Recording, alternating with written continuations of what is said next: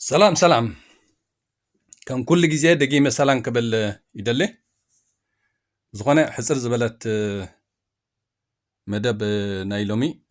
كان أبزن رئيس لنا كوينو حجنتايو أبزي دنب فتحي إيرتراويان حطو لعل الله تي نصبيو نصنحنا حطوي جي تحطو وزح السبات جي لعل دي زلو زي دنب فتحسي انتهي كقبر على كما عرارن نحرو خوينو كستهاخل نحرو خوينو كدمع نحرو خوينو كعوت نحرو خوينو زي دنب فتحسي انتهي كقبر على زبل حسابي اللي على له صبو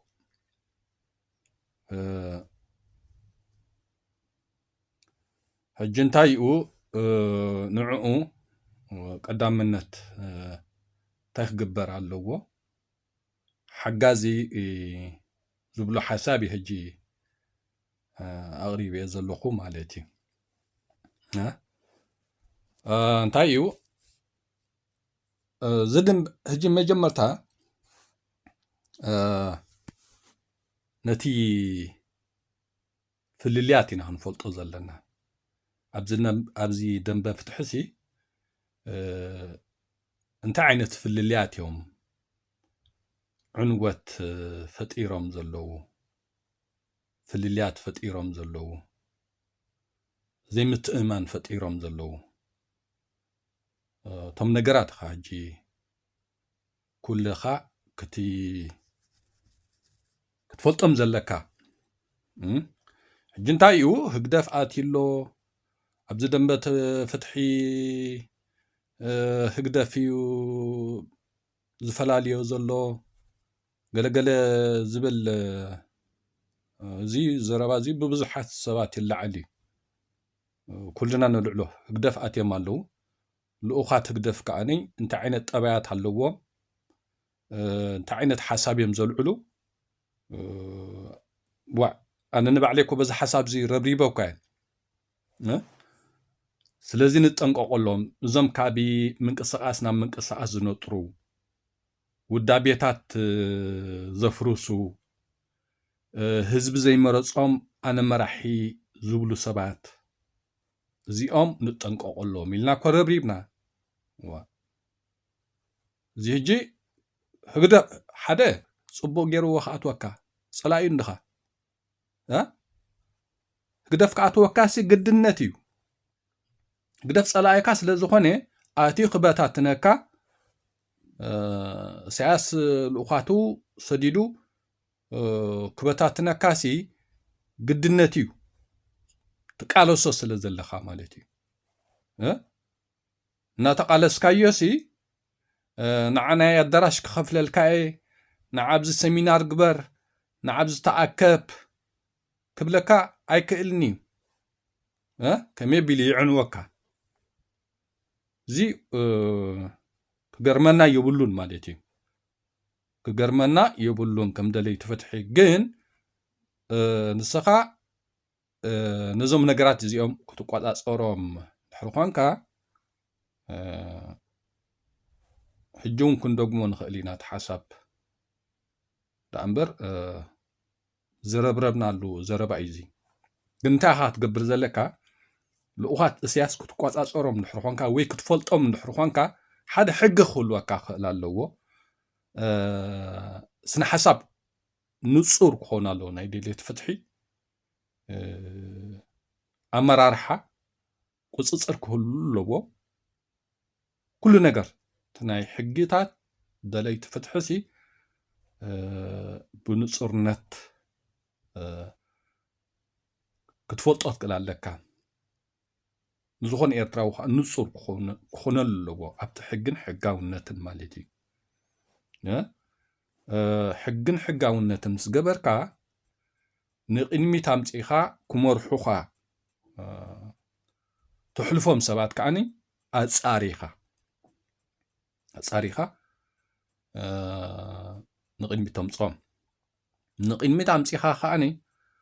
መቆጻጸር ክትገብረሎም ክትከላለካ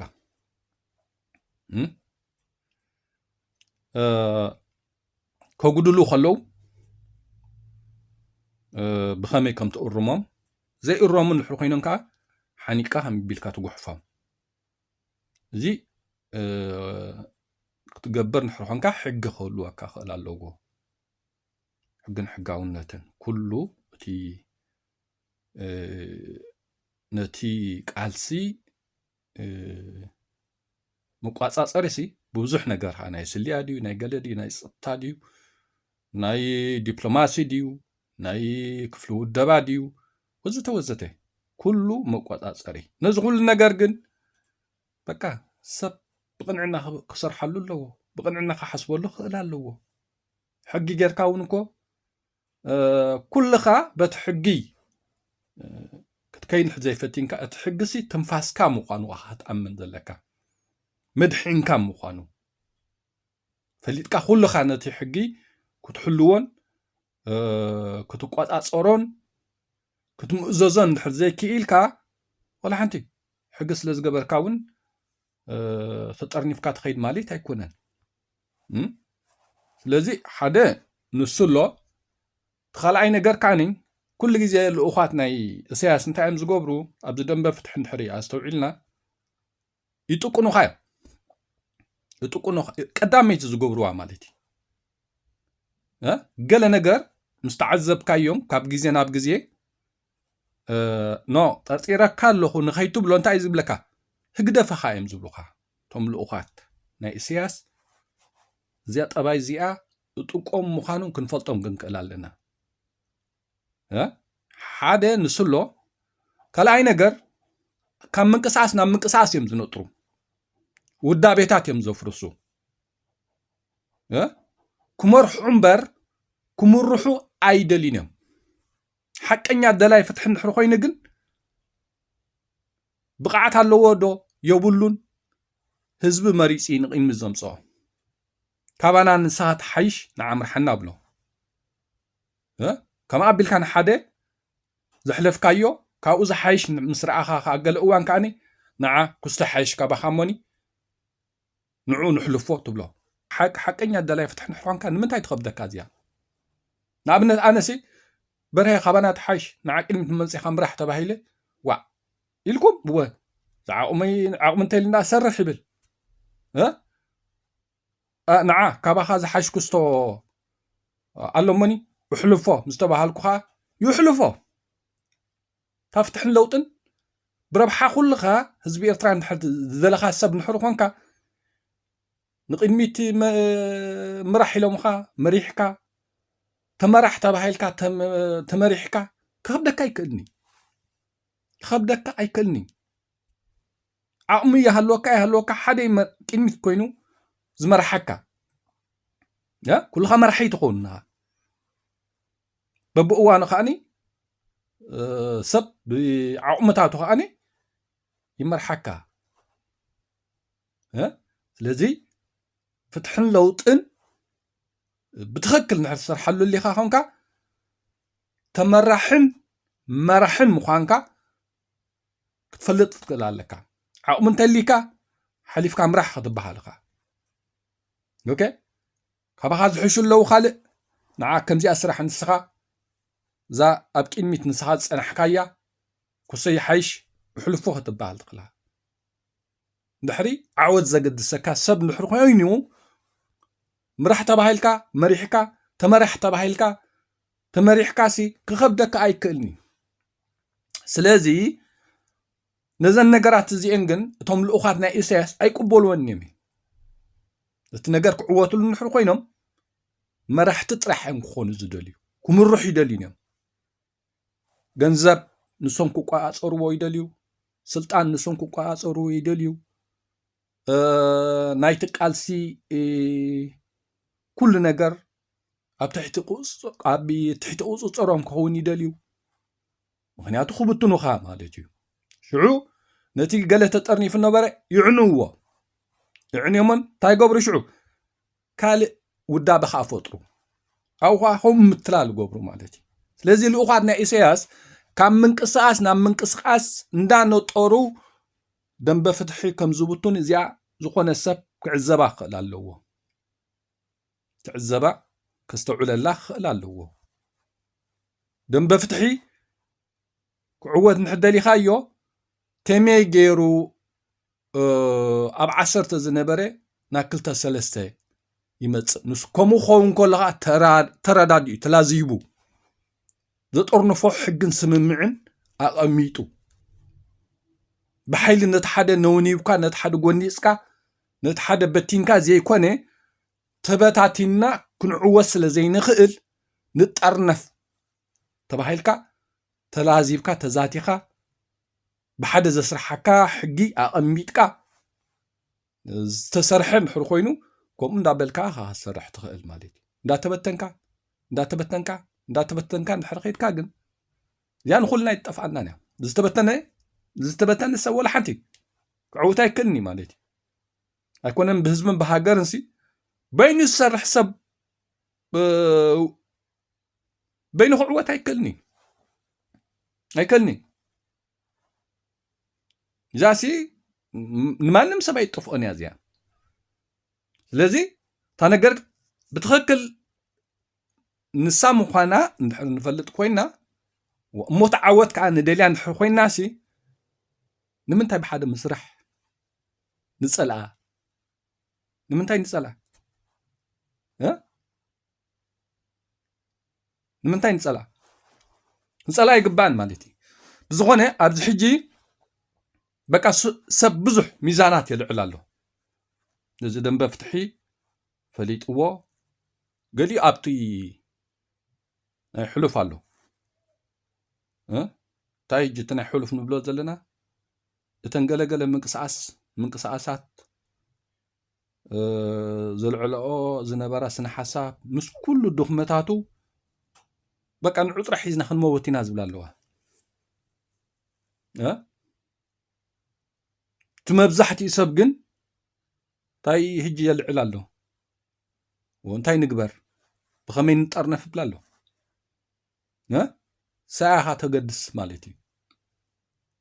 تقندس أقام كو حلوف كان نحر جمجمكا أب انتاي نقبر نحر متعيخا زا HNDE زنبزلوكوس تمالي تنسى حدنت نقحات دقبات إبرا لذي أب انتاي نقبر نحر متعيخا بقى حدنت نفترى لنا مالتي نقحات كا نونن علينا مالتي سلازي حجي انتاي يخون علوه بقى خبت دخمتات كتوصن حرخون كاسي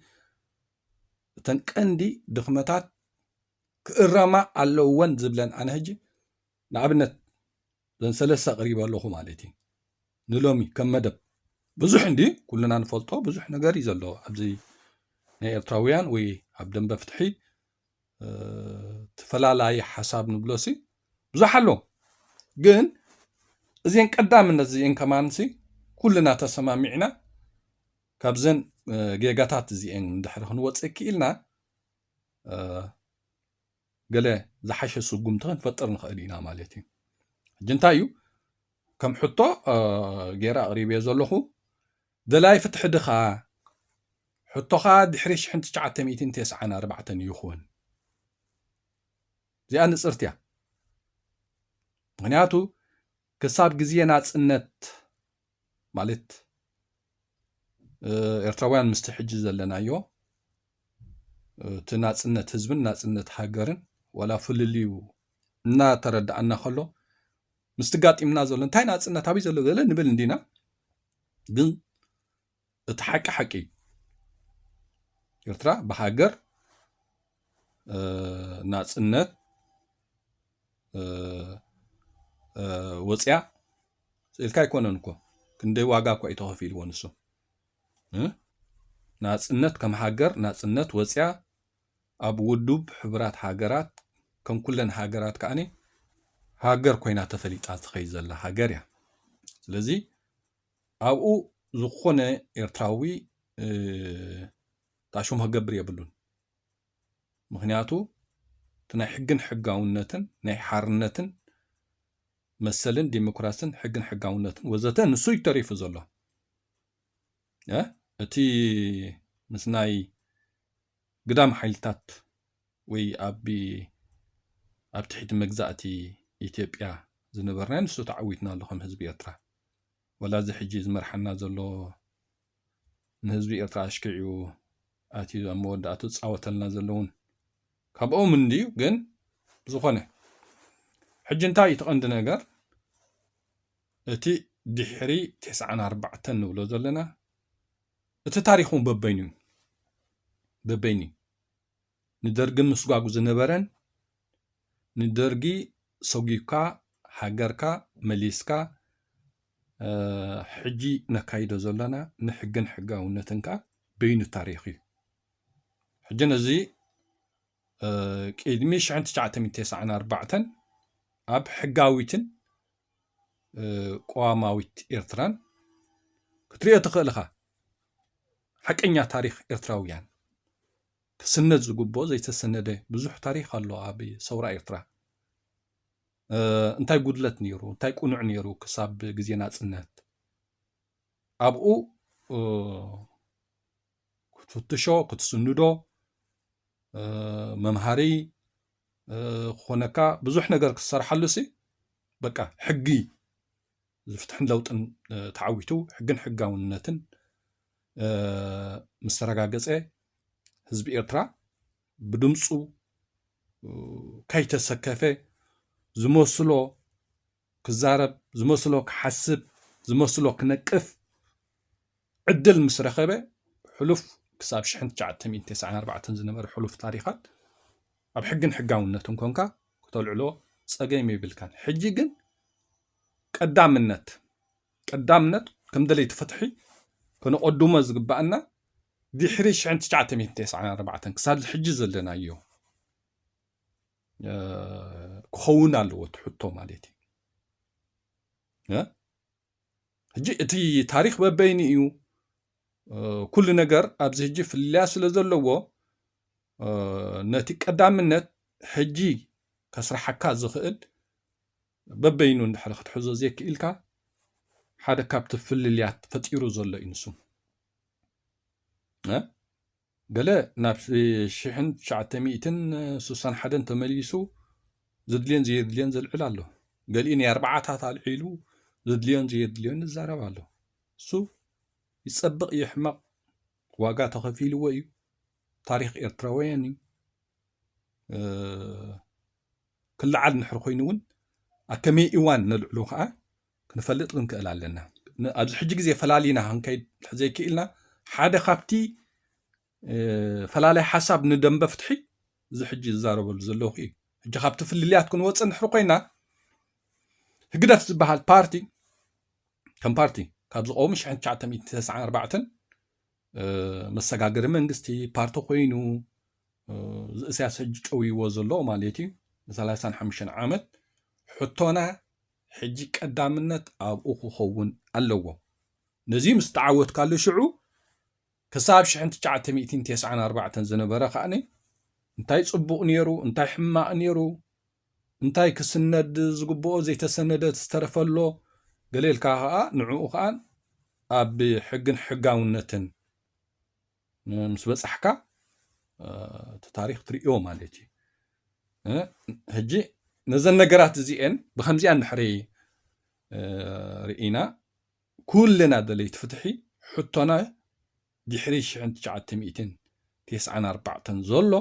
ክሳብ ሕጂ ንሱ ጥራሕ ኣቐዲምና ኩልና ክንሰርሕ እንድሕሪ ፈቲና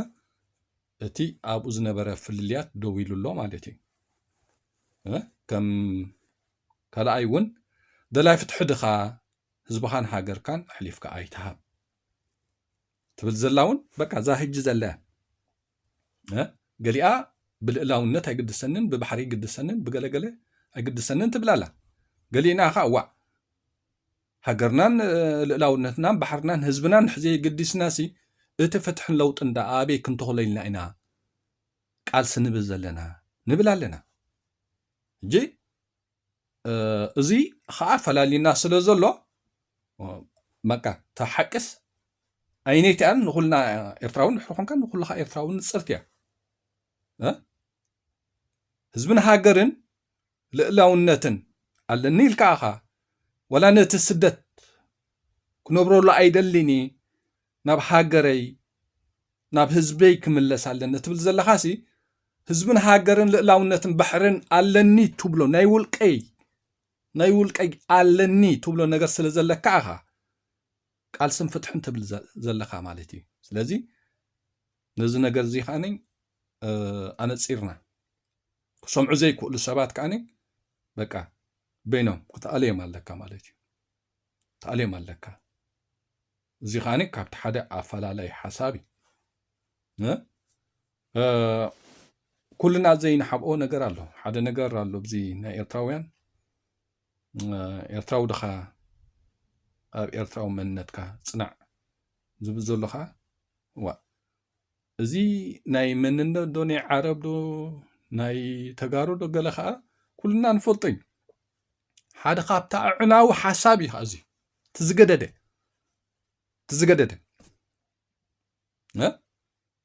በቃ ነዚኣ ኻ ንፅርት እያ ዝኾነ ሰብ ነፍሱ እንድሕተታ ክትሕሱን ዘይደሊኻ ኩልኻ ብስደት መፂኻ ኣነ ዓረቢ ኣነ ትግራዋይ ትብል ዘለኻ ክትሕሱን ዘይደሊኻ ሲ ካብ ስድራኻ ሰማዕካዮ ዘረባ ድዩ ኣብ ኤርትራ ከለኻ ከምኡ ትብል ነርካ ድኻ እዚ ሕጂ ኣፈላልየና ዘሎ እዩ ኩሉ ግዜ ዝድገም ዘሎ ዘረባ እዩ እንደጋግሞ ኣለና ምክንያቱ በቃ ካብቲ ፍልልያት ካብቲ ድኽመት ክንወፅእ እንድሕር ኮይና ክንደጋግሞ ክንክእል ኣለና ስለዚ ቅድሚዛ ቢዶ እዚኣ እውን ኣውሪድያ ዘለኹ ኣብኡ እውን ተዛሪበ ኣለኹ ገሊዩ ስለዚ ብሕጁን ክንደግሞ ኢና ማለት እዩ እዚ ንምንታይ ደጋገም ትብሉ ሰባት ካይትህሉ ክደጋገም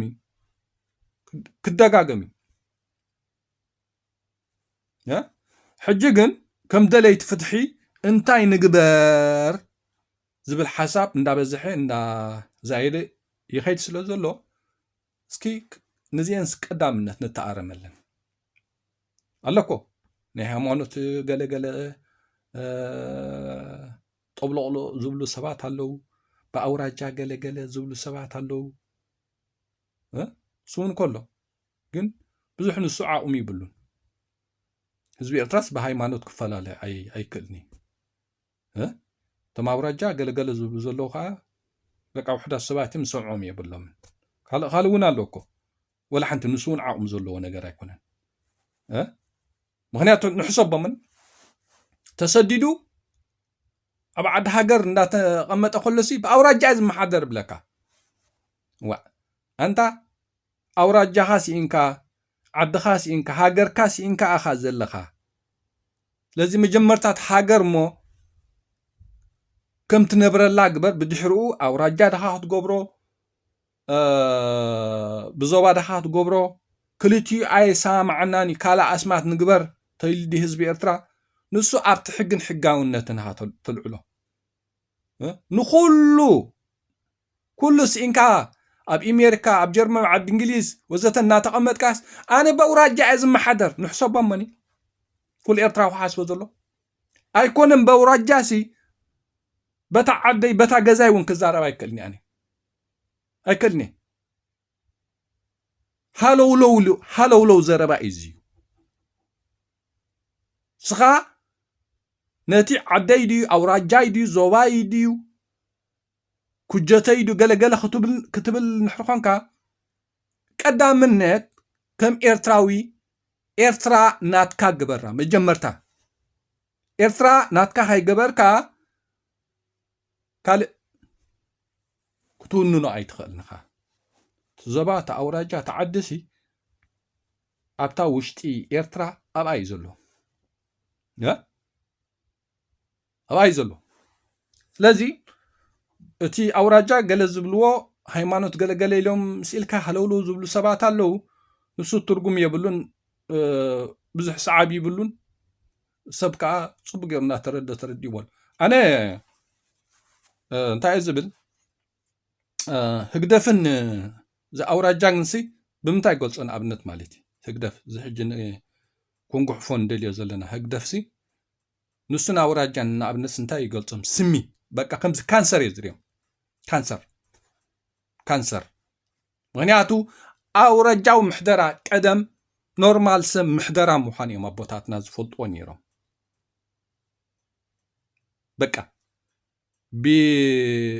በቃ ምሕደራ ጥራሕ ኮል ሓንቲ ኪነውስ ወል ሓንቲ ነገር ከምኢና ካብ ወለድና ንፈልጦ እዞም ሎሚ ብኣውራጃና ዝብሉ ዘለዉ ግን ብዓልየት ብገሌም ዝርእይዎ ስለዚ ካንሰር እዩ ንህዝቢ ኤርትራ ኣይጠቅምን እዞም ኣውራጃ ትብሉን ህግደፍንሲ ንዓይ ሓደ ኢኹም ካንሰር ህዝቢ ኤርትራ ኢኹም ወላ እቲ ኣውራጃስ ኣበር ኣይነበሮን ቀደም ወላ ሓንቲ ጂኦግራፋዊ እዩ ነይሩ ሎሚ ግን ብዓልየት ናብ ወኩልና ይበልናኩም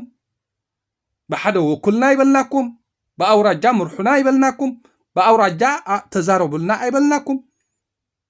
ወወፂኦም ግን ኣውራጃይ ሓማሴነይ ኣውራጃ ኮለ ጉዛይ ኣውራጃ ይሰረ መን ወኪልካ ነብስኻ ወኪልካ ገዛይ ትብል እንተለኻ መን ወኪልካ ሃገሩ ዝሰኣነ ህዝብስ ብዛዕባ ዓዲ ብዛዕባ ኣውራጃ ተዛረቡ ኣብ ፈቆድ ስደት እናተቐመጥካ ብኣውራጃ እትመሓደር ትብል ብሃገር ምምሕዳር ኣይረኸብካን ኣለኻ ግደፍ ኣውራጃ ዓዲ ኢልካስ ግደፎም መንሱ ደቂቕ ነገር እዩ ብዓባይቲ ሃገርሲ ሲኢንካያ ኣለኻ ተኣውራጃ ድዩ ዓዲ ድዩ ዞባይ ድዩ ትብሎ ዘለኻ ክትረኽቦ ንሕርኾንካ መጀመርታ ከም ሓደ ኤርትራዊ ነታ ኤርትራ ክትነብረላ ኣቐድም ሽዑ ብኣውራጃ ድኻ ክትገብር ደሊኻ ብዞባ ድኻ ደሊኻ ህዝቢ ኤርትራ እዚ ክልቲኡ ኣይዋፃናኒ ካልእ ኣስማት ጌርና ዲኽብል ኣብ ሕግን ሕጋውነትን ኮንካ ትዛረቦ ኢኻ ክሰርሖ ትኽእል ኢኻ እምበር ሕጂ በቃ ስእልካ ብኣላርም ኣብ ዓዲ ስደት ተቐሚጥካ ብኣላርም ካብ ገዛኻ ናብ ስራሕካ ትንቀሳቐስ ዘለኻስ ብኣውራጃ እትመሓዳር ትብል እዚ ሕጂ ኮነ ኢልካ ነቲ ህዝቢ ፈላሊኻ ግዳይ ኢሳያስ ከመይ ቢልካ ግዳይ ኢሳያስ ትገብሮ እዩ ንጹር እዩ ወላ ሓንቲ ኣውራጃሲ ቀደም በቃ ወለድና ለዋሃት እዮም ነይሮም ብምሕደራ እዮም ዝፈልጥዎ ብኣውራጃ ተመሓዲሩ ህዝቢ ኤርትራ ኣውራጃ ከም ሓደ ክሳይ ኣልዒሉ ተባኢሶም ተቃቲሎም ዝበሃል ታሪክ ኣሎ ድብ ኤርትራውያን የለን ሎሚ ግን በቃ ከምዛ ትርእይዋ ዘለኹም ቴሌፎና ሴራ ኣብ ገለ በቃ ክትቃተል ትደሊ ማለት እዩ ተኣውራጃ ከም ዓልየት ርእዮሞ እዚ ሕጂ ካንሰር እዩ ንህዝቢ ኤርትራ ኣይጠቅምን እዩ እዚ ኣውራጃ ዝብሉ ዘለውን እዚኦም ህግደፍንስ ሓደ እዮም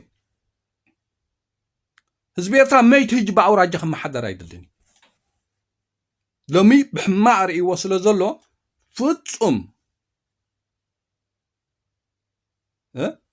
99 ሚእታዊት ህዝቢ ኤርትራ ብኣውራጃ ክመሓደር ከም ዘይብል ኣነ ርግፀኛ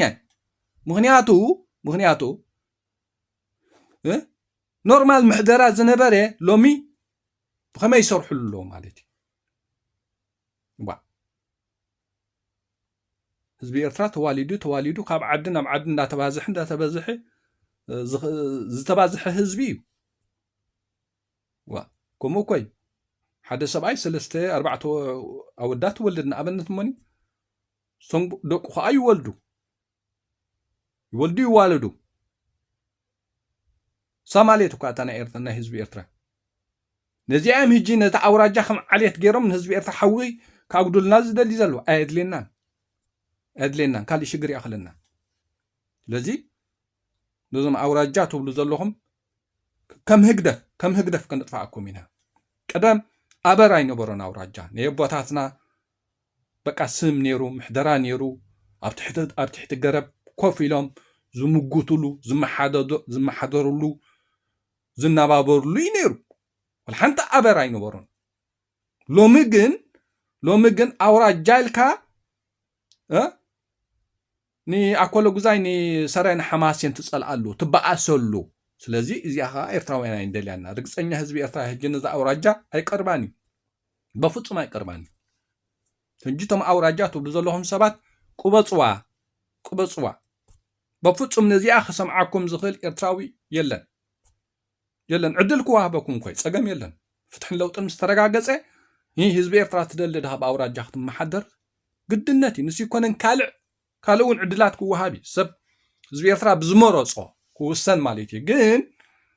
أو خلها نهاتها طريق زلها أو خلها تحاسبه يا لومي أو رجعي جلز بالسب سخن عادي تكرم زهمي سخن هيتولدهم سخن بخمز مسحهم هيتبصحونا نهم صلاتنا أهم لوم هم يمسكوا زم أو رجع زولو لذي كم أوبيلو زبا سكان زفلالي كان كهم يبيلكات مرصو جوجو زمها حس كهم تخيل كويس قبل كازلو لذي عيد لنا لذي نزي أنا نزي أو رجع نزي هقدفن بمعري زك على بمعري زك على قبل يدلي هجق النسوق بقى ما عيت بزح حساب سلزي صعوبة نزي أو رجع قال زولو سبات بزح حساب سبع يقول سلو مني ولا حنت زمسقو نجار يلا نساتهم تكندي دم بفتحجن زنا بزيا كم حسب قريبين زلوه نزي أنكن الرمل أنكن كلا لنا حجت تزقرم نجار بزلهم جزي أنتي تسرح له من النت أنتي تقوم له نابنا تاب إرتراويان تجارنسي أبزكوا ولا هقدف آتي ولا هو حد آتيهم صريح حملون ديمي صريح حملو كان بعد أساس بوزح نجرم صرح له حدا ما فلالي يتقوم له حدا سخام زخان سخام زخا ده تبع له بزح نجر على سلزي أساس بدقة كله مثل بوش صرح له مهان ردو نجري كادرات حوحاتون صريح حمل يمنزي قلنا تم عرابنا قال زبلون صريح حملو لذي كابزخا هنوصهن كدالنا إرتراون دحروان كا أبتا إرتراون نتكا صنع أب إرتراون نتكا سلز صنع كا سلئي ناي كالوت هزبي أيكونين زي هجي كن فلتان كدالنا أنا نخلي سواي تنكفني بزخونه نجارات مالتي بزخونه نجارات أبتا ناي إرترا ناي هزبي ناي سدراي ناي قالي قن مويتا خوص أيكني أيدل بقى والحنتي أنا كابتعي كدان ناي سبات بجال كدان ناتي تقرعني أيكونن تايدي زبي إرترا من النت تزيهلو موائل مزون كلهم جزاتات أم قط أمن جزاتات كوا قال إخان إثيوبيا قال إخان السودان إلهم كفلالي وكفتين يمي قدامات بوتاتنا جن دك خبسان دك متحتن تباهين عين فلالن إحنا إرتراويننا مسلمنا كريستياننا لذي عين فلالن إلهم كبوتاتنا واقع خفيلهم ديهم من إرتراويان قليل سلزي يكون مالتي تمننت يخاني زخلو تصاورنت ولا واحد خلو حزب إرترا ولا نا إيكونومي نا خالق بزح شجرات كلو حزب إرترا ناتي زبلو كبرن مربتن عدن مرتن بهلن كل نجر ناتي زبلو نجر سلزلوي نتا إرترا خا توالي الله مالتي سوكو إيماننت لذي إرتراوي مننت كان ناقص زفتن كأني كساب بهوات من كودينا مغنياتو زي كم زبيلكا ني إرتراويان قالينا عربينا قالينا تقارئني لكا قابل الهزبت إرترا كنات حد مولعي زي هجي أين فقدن أي فقدن هنا مننت مالت كابتا مبوقل عدخا خابتا هدو مخايا هاتبقاس كل خا دقي كبسها دق متحتكا دق دنكالكا خاني ሃገራዊ መንነትካ ኤርትራዊ መንነት እዩ ለዚ ነዚኣ ዝኾነ ነገር ከይተቕርበላ እዚኣ ስለ ዝበልካ ናይ ካልኦት ህዝብታት ፀልእለካ ማለት ኣይኮነን ኣብ ገዝኦም ከድካ ደጎ ንዓይ ምሰሉ ትብሎም ኣለኻ ነቶም ካልእ ተናታትና እናትና ኣቦታትና ዝተዋድቑላ ህዝብና ዝተዋድቐላ ካብ ኣቦታትና ዓረብና ዝበሃል ሰሚዕና ይንፈልጥ ኢና ተጋርኡና ዝበሃል ሰሚዕና ይንፈልጥ ኢና እዞም ኩሎም ህዝብታት ነናቶም ክብርታት ኣለዎም ነናቶም ዓዲ ኣለዎም ነናቶም መሬት ኣለዎም ንሱ ስለ ዝኾነ ፀልእ ኣለና ማለት ኣይኮነን ወይ ኣሕዋትና ኣይንዋለድን ህዝቢ ዓለም እኮ ከይዱ ኣሕዋት እዩ ኣይኮነን ህዝቢ ኤርትራን ህዝቢ ትግራይን ማለት እዩ ለዚ እዚ ነገር እዚ መፃልኢ ክንጥቀመሉ የብልናን ተጋሩ ከዓ ካብ ከምዚ ነገራት ኢድኩም ሰሓቡ ኣብታ ትግራይኩም ከም ደስ ዝበለኩም ብመንነት ዶ ብዞባ ኢልኩም ግን ኤርትራውያን ብሃይማኖትን ብገለን ከተባእሱና ኢልኩም ምሕሳብኩም ግን ኣይትዕወቱላን ኢኹም በፍጹም ዋጋ ክትኽፍል እንተዘይኮይና እምበር ኣይትዕወቱላን ኢኹም ንኤርትራዊ መንነት በፍጹም ዝኾነ ኣካል ክፍትነ ይኽእል እዩ ክዕወተሉ ግን ኣይከኣልኒ ዋጋ ክኽፍል ይኽእል እዩ ዋጋ ከኽፊሎም ልቦታትና ኤርትራ ንኤርትራውያን እንታይ ማለት እዩ ኤርትራ ንኤርትራውያን እንታይ ማለት እዩ እቲ ሽዑ ግዜ ምስ ተጋሩ ኣይ ብሴፍን ገለናይ ከተኻቱን እዮም ነይሮም ከተኻቱ ባ ነይሮም እንታይ እቲ ነገር ነይሩ ሽዑ ህዝቢ ኤርትራ ሲ ናተይ ዝብሎ መንነትን ክብርን ታሪክን እንተዘይነብሮ ሲ ስለምንታይ ምዞም ኩሎም ገዛእትን ፀላእትን እናተጠማጠመ መፂ ስለዚ ኤርትራዊ መንነት በቲልካ ጎኒፅቃ ከተውድቆ ኣይከኣልኒ በትን ተናኺፍካዮ ከተፍርሶ ክትብትኖ ኣይከኣልኒ ለዚ ደንበ ፍትሕኻ እዚኣ ከዓ ፈላልያ ከም ዘላ ተረዳእያ ተጠርኒፍካ ካብዚ ኩሉ ሽግር ክትወፅን ሕደሊኻ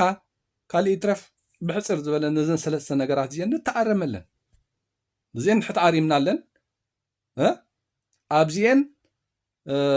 ስእልካ ብዘይ ርድኢት ብስምዒት ጥራሕ ጥርጥር ንድሕር ቀፂልካ ግን ኣብ ኣሚንን እንዳበልና ተፋጢጥና ክንነብር ኢና ማለት እዩ ነዚ ነገር እዚ ክንሰርሓሉ ኢና ንጀማምሮ ኢና ዘለና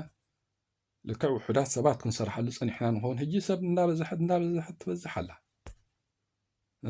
በቃ ንሱ እዩ ኤርትራዊ ከዓ ንቅሩብ ክጋገዝ ዝኽእል እምበር ከይዱ ጠብ ዝብል ወሪእናዮ እኮ እንደይ ሰብ እኮ ኣብ ፌስቡክን ኣብ ገለን ስእላ ክትዛረብ ፅንሕ ኣብታ ናይ መወዳእታ ምስ በፅሐት እኮ ዝኾነ ኤርትራዊ እኮ ካብታ ናተይ ዝብላ ኣይወፅእን እዩ ግን ክሳብ እቲ ነገር ከምኡ ከሎ ግን እንተንህልኽ ኢልካ እንተንዋዛ ኢልካ ተልዕሎም ትዛረቦም ግን ፍልልያት ከዓ ይፈጥረልካ ስለ ዘሎ ትርፍ ኣለዎ ኣብ ከምዚ ነገራት ዋዛ ኣይድልን ኣብ ከምዚ ነገራት ህልኽ ኣይድልን ለዚ ከም ደንበ ፍትሒ ነዚአን ክንእርመን ክንክእል ኣለና ተንካልእ ተሪፈን ዘለዋ ከዓኒ በቃ ነዚአን ድሕሪ ማዕራሪኻ ነዚአን ድሕሪ ማዕራሪና ንእስያስ ክንዕወተሉ ኢና እዚአን ድሕዘይ ማዓራሪና ግን ባዕልና ንባዕልና ውይ እናተባህልና ክንነብርና ኢሳያስ ከዓኒ ዳቢስቱ ገይሩ ክሻፉ ገይሩ ይርኤና ማለት እዩ እጂ በቃ ብቕንዕና ብትኽክል ካ ትዛረበለን ዘለካ ደቂ ሰባት ልሙን ለና ፅባሕ የለና ክሳብ ዘለና ቁኑዕ ንሕሰብ ክሳብ ዘለና ሓቂ ንዛረብ ሓቂ ንፍለጥ ስእልካ ፍትሒ ለውጢ ግን ከም ይኮነን ፍትሕን ለውጥን ስእሊ መፀካኒ ትሓስበሉ ኣለካ ክሰርሓሉ ኣለካ ብቕንዕና ዝዓቕሙኻ ብተንኮል ኣይትኺድ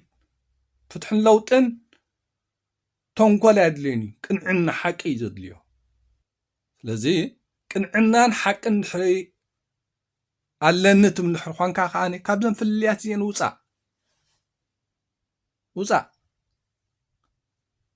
ካብ ግዜ ናብ ግዜ ካብዘን ነገራት እዚአን ዘይተወፁ ግን በባሓደ ናብ ሓደ ፀጋዕ ነፀጋዓኩም ኢና ምሳኹም ሚኒን እንዳበልካ ምንባር ወይ ምቐፃል ኣይከኣልኒ ስለዚ ሰብ ማለት ብዙሕ ሰብ ሽግራቱ እንዳገምገመ መፃ ኣሎ ሕጂ እቲ ዝበዝሐ ሰብ ካብ ግዜ ናብ ግዜ ኣብ ምርድዳእ ክመፅ እዩ ኣብ ሓቢርካ ምስራሕ ክመፅ እዩ ነዘን ፍልልያት እዚአን ኩሉ ሰብ እንዳጓሓፈን ክመፅ እዩ እቶም ሓደ ክልተ ጤንጋራት እንድሕሪ ምእራም ኣብይኹም ግን በይንኹም ንፀጋዓኩም እንታይ ፀገም ኣለዎ ቃልስና መጋዝ እዩ ብሕጂ መጋዝ እንታይ ማለት እዩ መጋዝ እንዳኸደን እናተመላለሰን ቆርፀካ ማለት እዩ ነቲ ሓሳብ ኢና ሕጂ እቲ መጋዝ ገለሲ ንኻልእ ከይትርድእዎ ከኣኒ ነቲ ሓሳብሲ ኣይድልን ዝበልካዮሲ በቃ ትጉሕፎ ንምባል እዩ ዳ እምበር ካልእ ኣይኮነን መጋዝ ክትብል ከለካ ንምቑራፅ ንምቕታል ገለ ክትርድእዎ ተኽኑ ቀታል ዶ ሒድና እዩ ንሕና ኤርትራውያን ሓሳብ እዩ ዘድልየና ዘሎ ሓድነት እዩ ዘድልየና ንቕሓት እዩ ዘድልየና ነዚ ከዓነይ በቃ ተረዳዲእካ ተመዓዒድካ ተመኻኺርካ ተመላሊእካ ተኣኻ ተማዕብሎ እምበር ተሃራሪምካ ተቃታቲልካ ተምፅኦ ነገር ኣይኮነን ስለዚ እቲ መጋዝ ምባልሲ ብኻልእ ርድኢት ትርድእዎ የብልኩምን መጋዝ ከምዚ ኩልና ንፈልጦ ክኸይድ ይቆርፅ ክምለስ ይቆርፅ እዩ እጂ ነቲ ሓሳብሲ እናተመላለስና ነቲ ዘየድልየና ሲ እንዳቆረፅና ክንጉሕፎ ኢና ንምባል እዩ እምበር ካልእ ኣይኮነን ማለት እዩ ብዝኾነ እቶም እንታይ ንግበር ትብሉ ዘለኹም በቃ ቀዳምነት ክንገብረን ዝግባኣና ወይ ዘለና እዚአን እየን ተኻልኻልእ ፅንሓልና ካብ ግዜና ግዜ ንረኻኽበሉ ኢና ሕጂ ነዘን ነገራት እዚአን ደንበ ፍትሒ ኩልና ክንሓስበለን ክንረዳእለን ድኽመታት ኣሪምና ካብዚ ጉድለታት እዚ ንሕርኺ ክንወፅን ንሕርኺ ኢልና ፀገም የብሉን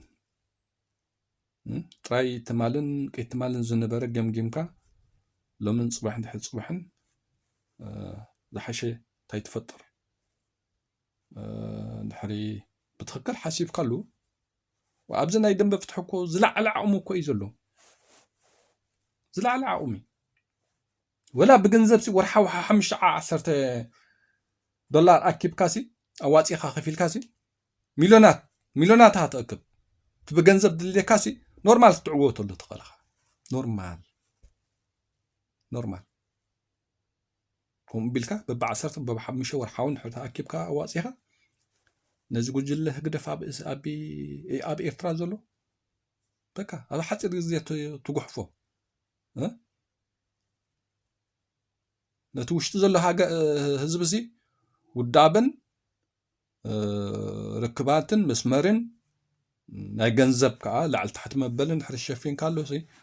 ኣብ ውሽጢ ኤርትራ ዘሎ መንእሰይ እውን ህዝብን እንኮ መሪርዎ እዩ ዘሎ ዓቕሉ ፀይብዎ እዩ ዘሎ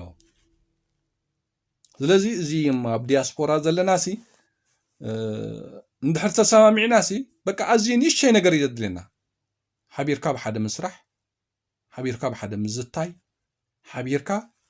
ብውሑድ ዓቕሚ በብ5 በብ10 ዶላር እንድሕሪ ንወርሒ ክትእክብ ክኢልካ ብአን ጌርካ ነቲ ኣብ ውሽጢ ሃገር ዘሎ ህዝብካ ትውድቦ ማለት እዩ ገንዘብ ካይሽገር እቲ ናይ ገንዘብ ትሽፍኖ እቲ ናይ መስመር ብደገ ሆንካ እቲ ርክባት ተካይዶ ወዘተ ድሕሪ ሰሪሕካ ኣሎ ሓንቲ እሳያስ ብኣና ገይሩ እኳ እዩ ዝነብር ዘሎ ነቲ ሓደ በቲ ሓደ ገይሩ ይቕትሎ ነቲ ሓደ በቲ ሓደ ገይሩ ይእስሮ ማለት እዩ ሕጂ ነዚ ኩሉ ነገር ክሰርሓሉ ንድሕሪ ኮንካ ግን እዘን ፍልልያት እዚአን ክጓሓፋ ክኽእል ኣለዎን ንህዝቢ ኤርትራ እውን እዘን ፍልልያት እዚአን ሒዝካ ክቕርበካ ይክእልኒ እቲ ዝበዝሐ ህዝቢ ክቕርበካ ይክእልኒ እዚአን ሰለስቲአን ሲ እቲ ዝበዝሐ ህዝቢ ኤርትራ ኣይቅበለካን እዩ ኤርትራ ባዕላ ትፈልጥ ህዝቢ ኤርትራ ባዕሉ ትፈልጥ ባሕሪ ባዕሉ ትፈልጥ ልዕላውነት ኤርትራ ባዕሉ ትፈልጥ ኢልካስ ዝበዝሕ ኤርትራዊ ክቕበለካ ኣይክእልኒ ኣነ ዓረባዊ ኣነ ትግራዋይ ወዘተ ወዘተ ኢልካስ ዝበዝሕ ኤርትራዊ ክሰምዓካ ኣይክእልኒ ቅድሚ 94 ዝነበረ ታሪክ ሽፍታ ኢዶ ገለ ሰኺሩ ዝተሰወአ ኢዶ ገለ ገለ እንዳበልካ ተዛሪብካ ህዝቢ ኤርትራ ክቕበለካ ኣይክእልኒ እዩ ለዚስ ንጹር ሓቂ እዩ እዚ እኮ ድሕሪ ብትክክል ነቲ ፍትሕን ለውጥን ሰብ ተመኒዎ እንድሕር ኮይኑ በቃ እዚ ንጹር ሓቂ ግን በቃ ኣብዚ ደንበ ፍትሒ በዚ ፍልያት እዚ ክዋጠጥ ዝውዕል ዝሓድርን ዘሎ እዚ ፍልያት እዚ ሒዝካ ካን ህዝቢ ኤርትራ ክትውድቦ ኣይከኣልኒ እዩ ኣይከኣልኒ ከመይ ጌርካ ንዓይ ክትውድበኒ ትኽእልንኻ ንዓይሲ ዓረብየ ትግራዋይ ዶ ሱዳናዊ ኤልካስ ንዓይ ክትውድበኒ ኣይትኽእልንኻ ኣነ ኤርትራዊ እየ መንነተይ ንፅርቱካ ኤርትራ ባዕላ ትፈልጥ ባሕሪ ባዕሉ ፈልጥ ህዝቢ ኤርትራ ባዕሉ ፈልጥ ኣብ ይውረሮ ይቕተሎ ኢልካንሲ ክትውድበኒ ኣይትኽእልንኻ ፍትሕን ለውጥን ክብል ከለኹ እኮ ህዝብን ሃገርን ኣለውኒ ኢለ እኳ ሽፍታ እዩ ሰኺሩ ዝሰንከለ እዩ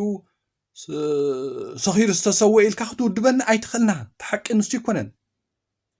ታሪክ ንሱ ይኮነን ግን እዚአን ኩለን ኣብ ደንበ ፍትሕ ኣለዋ ፈላልያና ኣለዋ ስለዚ እዚ ንጹር ሓቂ እዩ ግን ኣብ ባይታ ኣብዚ ደንበ ፍትሕ ዘሎ እዩ ስለዚ ነዚአን ንኣርመን እቶም እንታይ ንግበር ትብሉ ዘለኹም በቃ ቆፅልዎ ካብ ግዜ ናብ ግዜ ኩሉ ሰብ ናብኡ ክመፅእ ኣለዎ ንዕኡ ከይሓለፍካ ንእስያስ ክንዕወተሉ ንኽእል ኢና ስለዚ መደብካ ይነውሓና በቃ እዚ ክንደጋጉመ ኢና በቢ ዘለና ንስርሓሉ ቅንዕና ሓቂ የድልየና ለሓንቲ ኤርትራውያን ኤርትራ ሃብታም ሃገር እያ ዘላትና ሃብታም ሃገር ብሰላም ክንነብረላ ጥራሕ ንኽእል ሃብታም ሃገር ጭኻሮ ጫኺርካ እውን በቃ ብሰላም ክንነብረላ ትኽእል ሃገር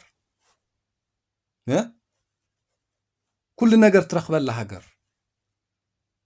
ኩሉ ፀጋታት ዘለዋ ሃገር እያ ኤርትራ ኤርትራውያን ሕግን ሕጋውነትን ኣብ ሃገርካ ብሰላም ምንባር ንሕረኺብና ኤርትራ ሃብታም ሃገር እያ ሃብታም ሃገር ካልእ ግደፍዎ ህዝቢ ኤርትራ ብሰላም ብቕሳኔት ሕርሺ ገይሩ ጀራዲን ገይሩ ካልኡ ገይሩ ብሰላም ክነብር ዝኽእል ህዝቢ ግደፍዎ ናይ ወርቂ ናይ ባሕሪ ናይ ገለን ኣምፂኻ ናይ ፖታሽን ኣምፂኻ ግደፍዎ ንሱ ኣብኡ ከይበፃሕካ ስለዚ ንሕና ሕግን ሕጋውነትን ዘይምህላው